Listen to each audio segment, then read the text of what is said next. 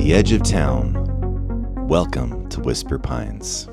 My name's Jayson, Jayson with a Y, and when I was 10 years old, my family moved from the big city to a small town called Whisper Pines. Most kids hated moving. I never really understood that. Sure, saying goodbye wasn't easy. I was going to miss my school. I was going to miss the friends I'd made, and I was definitely going to miss my parents' pet store. I loved that place. I loved help cleaning the fish tanks. I loved feeding the animals, and I especially loved the old catfish that lived in the pond near the back of the store. He'd been there longer than I had. Sometimes I'd reach down and let him bump against my hand while I cleaned the pond. He probably doesn't remember me, but I still remember him. Still, moving wasn't exactly new to me. By the time I was 10 years old, we'd already moved a few times, and honestly, I kinda liked it. Moving meant new streets, new bike rides, new shortcuts, new places to explore, a new house to learn, a new room to claim, and a new town full of places nobody had showed me yet. Most people see moving as the end of something. I always saw it as the beginning of something. There's a certain kind of excitement that comes from not knowing what's around the next corner. I've always liked that feeling. I also loved mysteries. The Hardy Boys books, ghost stories, scary movies that my parents probably wish I didn't quite enjoy so much. Not the gross kind, not the nightmare kind, but the mystery kind. The kind that makes you wonder what's out there in the woods or what's making noises in the attic. The kind that make you want to know more. So when my parents told me we were moving to a small town, I wasn't scared. I was excited. We packed up the car and I took one last look at my room. Then we started driving toward whatever came next. Back then, road trips were different. There weren't phones or tablets or movies playing on screens in the back seat. You stared out the window. You played I Spy. You laughed through way too many rounds of Mad Libs. You counted mile markers. You tried to spot cool cars on the freeway. And eventually, the scenery started to change. The buildings got smaller. The roads got quieter.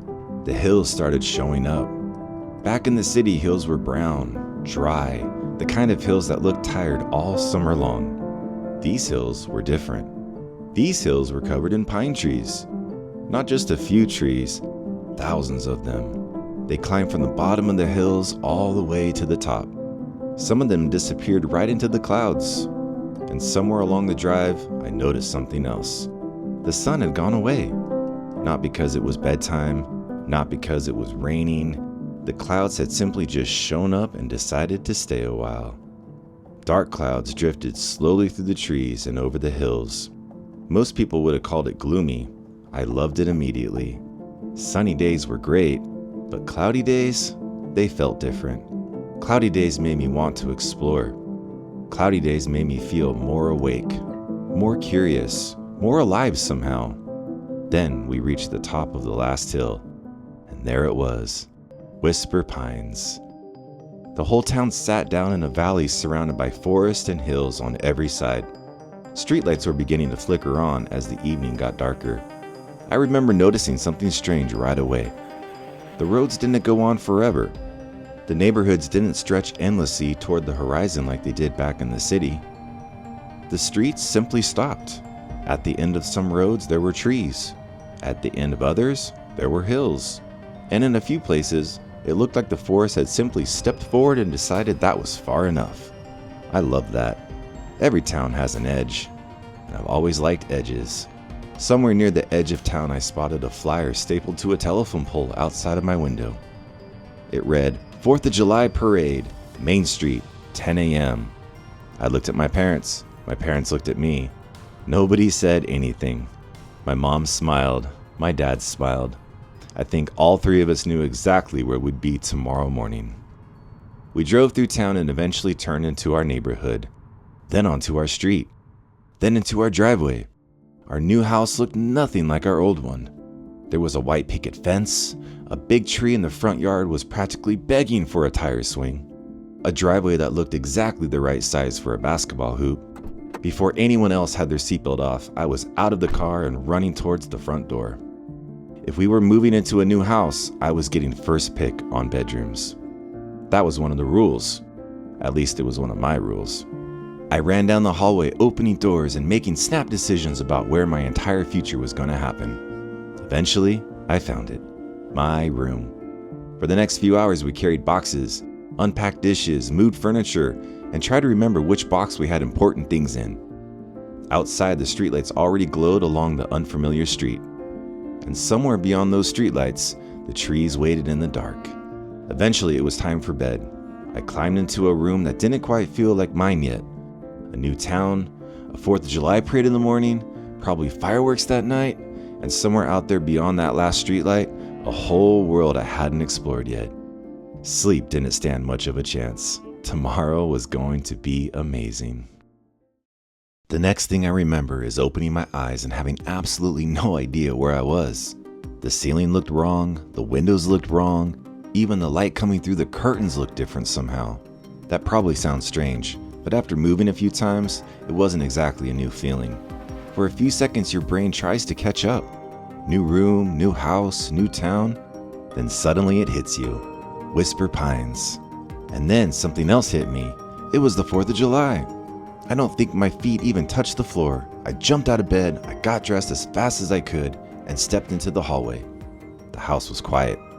Boxes sat open everywhere. A lamp leaned against the wall. Half the kitchen seemed to be still in the living room. It looked less like a house and more like somebody had shaken an entire home inside of a snow globe. I burst into my parents' room. They were very asleep. I was very not. I nudged my dad. Dad! Nothing. Dad! A little movement. Dad! He sat straight up. What? What's wrong? Nothing's wrong. It's 4th of July. He looked at the clock, then at me. Then he smiled. Oh, right. Happy 4th of July. My mom opened one eye. What's going on? It's 4th of July. She smiled too. Then she looked around at the boxes. Oh no, our decorations are probably still packed somewhere. If you give us a little while, maybe we can find them. I shook my head. No way. I want to go see everybody else's decorations. That got their attention. I remembered all the flags and banners we'd seen coming into town the night before. The parade wasn't until 10. That meant I still had hours. Hours to explore. Hours to map the town and try to figure out where all those roads went. Can I ride into town early? My parents exchanged the look. The parent look. The one that says, is this a terrible idea? Back in the big city, the answer would have been easy. Absolutely not. But this wasn't the big city. This was Whisper Pines. My dad looked over at my mom. My mom looked over at my dad. Then finally he said, do you remember how to get back to Main Street? I grinned. Mostly. Good enough. We'll meet you there before the parade. I don't think they even finished that sentence. I was already halfway to the garage. Boxes everywhere, sleeping bags, extension cords, Christmas decorations, 3 flashlights, 1 toaster, but no bike. Then finally, there it was, my bike. The tires were low, the chains squeaked, a couple gears had minds of their own. Perfect. I pulled it free from the mountain of boxes and rolled it into the driveway. For a second, I just stood there with one hand on the handlebars. The garage door was open. The morning air was cool. Somewhere in the distance, I heard a hammer. Then another. The town was waking up, and I was ready to explore it. I pushed down on the pedal for the very first time in my new town. Looking back, I think some part of me knew something important was about to happen. You only get one first ride through a new place, one map that hasn't been drawn yet, one chance to discover where everything is. After that first push of the pedal, Whisper Pines would never be brand new again. I rolled down the driveway that still needed a basketball hoop, and I turned onto the street. For a second I hesitated. Was it left? Or was it right? Was it left then right? I closed my eyes, and for a second I pictured the drive from the night before. Then it all came back to me. Left. I was on my way. The first thing I noticed was the air. It was cool, not winter cool, not jacket cool, just fresh. Back in the big city, summer mornings already felt warm by breakfast. Here the air felt crisp, like somebody had opened a window somewhere. Maybe it was the trees, maybe it was the mountains. Whatever it was, I liked it. My brain was already trying to build the map. Where does that street go? What's down there? Does that trail go somewhere? I looked at the houses as I passed them. Some had bikes leaning against the porch. Some had basketball hoops. Some had tree swings. I wondered who lived there. I wondered if there was any kids my age. I figured I'd find out eventually, but I wasn't in a hurry. Friends could wait. The town couldn't. I rounded one final corner, and there it was, Main Street. It looked like somebody had taken every small town from every movie I'd ever seen and built it in real life. I slowed down. Then I completely stopped. There was way too much to see. I got off my bike and started walking it down the sidewalk. A giant banner stretched across the street overhead. Happy 4th of July, Whisper Pines. Every storefront was decorated. Every single one. Flags, bunting, red, white, and blue ribbons. Stars hanging from windows. I'd never seen anything like it. Back in the city, maybe a few houses were decorated. Maybe. Here it felt like the whole town had agreed to celebrate together. Shop owners swept their sidewalks. Some wore aprons. Some carried coffee cups. One man stood on a ladder hanging flags from a storefront while somebody below yelled that it was crooked. A woman laughed. The flag stayed crooked. Somewhere farther down the street, I heard a hammer, then another. City workers were setting up the barricades.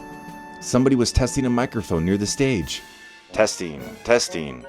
The speakers crackled. I loved it. Not just the parade, but the before, the setup, the anticipation. The feeling that something exciting was coming and the whole town knew it. Folding chairs already lined the sidewalks. Some looked like they had been there for days. People in Whisper Pines apparently took parade seating very seriously. I smiled. These were my kind of people. Then I saw the diner. And beside it, the alley. The diner looked like the entire town had somehow squeezed itself inside. Through the windows I could see coffee mugs, pancakes, grandparents, kids still wearing pajamas under their jackets. Volunteers carrying plates stacked so high I was honestly a little concerned for everyone's safety. A hand-painted sign taped to the window read, Pancake Breakfast, hosted by Whisper Pines Veterans Club. Every time the door opened, the smell rolled out onto the sidewalk. Coffee, pancakes, maple syrup, bacon. For a second I forgot where I was going. Then I noticed the alley. It wasn't much, just a narrow little gap between the diner and the hardware store. Most people probably walked right past it. Of course, I didn't. At the far end of the alley, it looked like the forest came right up to the edge of town. Almost like the trees had walked all the way to Main Street and then stopped. Almost. I took a few steps toward it. Then I heard voices. Quiet, whispering. I stopped. I don't know why. Something about it felt wrong. Not dangerous. Not exactly, just wrong. Instinctively, I stepped behind one of the trash cans and peeked around the corner. There were 3 figures standing near a stack of wooden crates. They were short, really short. Not kid short, not adult short either. Just short. Their shapes looked strange in the shadows. One pointed towards the crates. Another answered, only it wasn't English. At least I don't think it was. It wasn't loud enough to understand, but it definitely wasn't English. I shifted my foot. The trash can rattled. 3 heads turned around toward me. Nobody moved. For 1 second, the whole world seemed to stop. Then they were gone.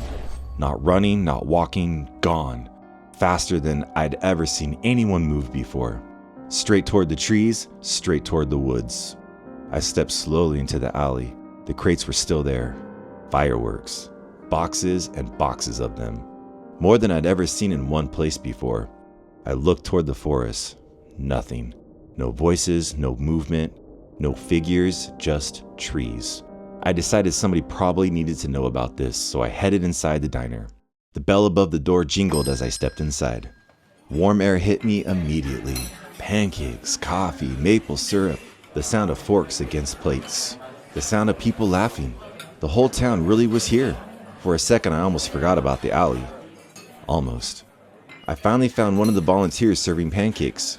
I think somebody was messing with the fireworks. He stopped pouring coffee. What? A few nearby conversations stopped too. There were people in the alley. What did they look like? They were short. The man looked up. How short? I shrugged. Really short? And they were talking, but it wasn't English. Now that got everybody's attention. A couple older men sitting at the counter looked at each other. One slowly set down his coffee cup. Another stood up. Show us. A few minutes later, half the pancake breakfast was standing in the alley behind the diner. Nothing. The fireworks looked fine. The woods looked empty. The older men exchanged glances. One finally smiled. Probably just some local kids messing around. The others nodded. Maybe a little too quickly. Maybe a little too confidently.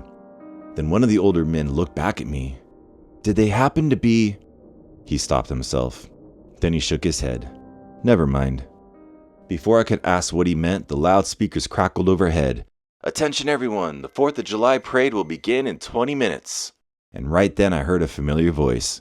Jayson! I turned around. My parents stood next to a row of folding chairs waving at me. We found a spot! For a little while, the parade almost made me forget about the alley. Almost. There were horses, marching bands, classic cars, little league teams, soccer teams, veterans waving from convertibles, people throwing candy into the crowd. A guy dressed like Uncle Sam on stilts nearly tripped over a dog on a leash and somehow made everybody laugh instead of panic. It was perfect. Every once in a while, though, my eyes drifted back toward the diner, toward the alley, toward the trees behind it. Eventually, the final float passed by. People stood up. Folding chairs disappeared.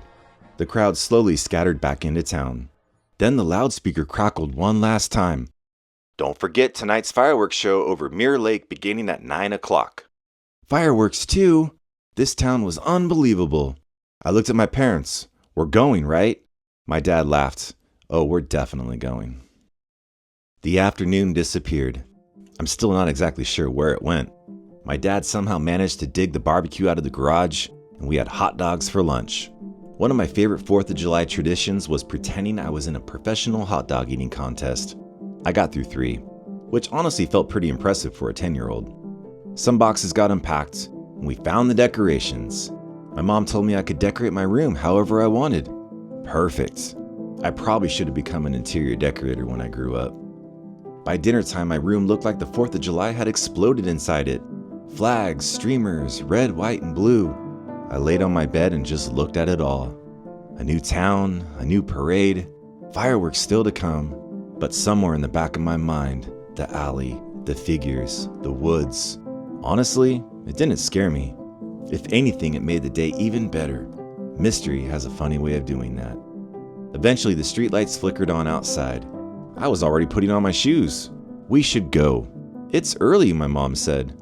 Exactly. My parents should have known better by then. I loved being early to things, especially events, holidays, and of course holidays with fireworks. Eventually my parents surrendered. Boxes were abandoned, doors were locked, and we headed toward Mirror Lake. The whole town was there. Parking was chaos. Cars lined the roads. People carried blankets and lawn chairs toward the water. Music drifted through the trees. Somewhere somebody was selling funnel cakes. There were bounce houses, face painting, food stands, a live band playing patriotic music, glow necklaces, glow swords, glow everything. It felt less like fireworks and more like a carnival. I loved it immediately. My parents searched for the perfect spot near the food vendors. I searched for the perfect view. Those are not always the same thing. Then I saw it, a hill overlooking the lake, away from the crowd, away from the noise. Perfect. Can I watch from up there? My parents looked at the hill, then at me. Not any farther than that. Deal. I climbed the hill. The tall grass brushed against my legs. Below me, I could see the entire lake. Mirror Lake lived up to its name. The water reflected everything. The lights, the trees, the stars beginning to appear overhead. Then suddenly, the music stopped. The vendor lights dimmed, the crowd quieted, and the first firework launched into the sky. The lake lit up red, then blue, then green. The explosions echoed off the hills surrounding the water. Some fireworks were beautiful. Some were loud enough to set off the car alarms in the parking lot. I loved every second of it. Then, the show stopped. Too early. Way too early. The crowd murmured below me. People looked around. I remember hearing somebody ask, "Is that it?" Then, one firework launched into the sky. louder than the others, brighter than the others. At first it looked normal, then it stopped. It drifted left, then right, then it made a loop. A firework isn't supposed to do that. The crowd laughed nervously. Then it dove straight toward the crowd. People screamed. The firework shot over the blankets and chairs, then climbed back into the sky. Another loop, another turn, almost like it was looking for something or someone. Then it turned towards me, straight toward me. I froze. The firework got bigger, brighter, closer. At the last second, I ducked. It shot over my head and disappeared into the woods behind me. I spun around. The globe moved deeper into the trees. Farther, farther, farther. I waited for the explosion. Nothing. The glow grew dimmer and dimmer and dimmer. Then, darkness. No boom, no flash, nothing. The forest swallowed it whole. The loudspeakers crackled. We apologize for the technical difficulties. Please remain seated while we verify everything is safe. A few minutes later, the fireworks started again. The grand finale was incredible. People cheered, everybody clapped, everybody talked about the show. But I barely noticed any of it. I couldn't stop thinking about that firework. When the show ended, I walked back down the hill. The crowd slowly made its way back to their cars. What do you think happened? I asked my parents. My dad shrugged. Probably just a malfunction. My mom nodded. Just a rogue firework. Maybe. But I didn't think so. That firework didn't feel broken. It felt intentional. The whole ride home, I stared out the window. Streetlights passed by one, then houses, then fewer houses, then trees. I thought about the alley, the figures, the fireworks, the woods. Was there a connection? I don't know. But I knew one thing. I was going back. Somewhere out there beyond that last streetlight, something had carried that firework into the forest, and I wanted to know what it was. But that was for another day. For now, I'd had the perfect 4th of July. A parade, fireworks, a mystery. Life doesn't get much better than that. I fell asleep wondering what was waiting beyond the last streetlight.